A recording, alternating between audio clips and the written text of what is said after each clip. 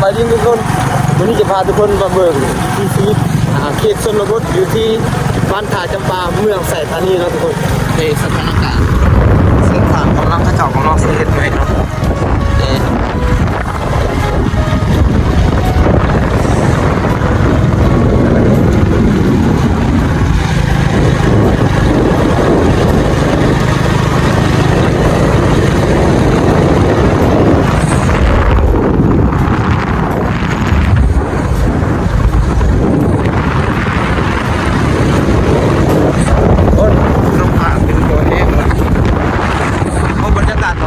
วันนี้ก็ตอนที่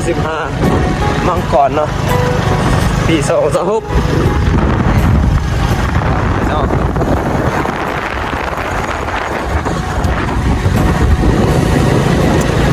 เส้นทางก็เปรี้ยวเลย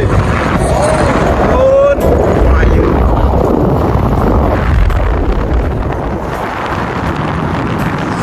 บรรยากาศตอนเช้าโคตรหนาวเลยกำลังสิไปเฮ็ดเวียกทุกคนพอดีมากแล้วก็บรรยากาศมันเป็นตาวนะถึงหน้าง่วงฝ่ายอยู่เต็มเลย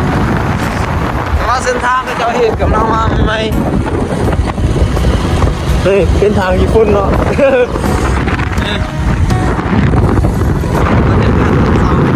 พูดหนาวอย่างสุดใจเลยพอดีออกมาจากแต่บ้านทงมั่งไปหาบ้านไปห้างบ้านนาบงเนาะจากปากทงมังไปห้างบ้านนาบงที่มันไอ้ง่ายคนที่เรียกไม่ก่อน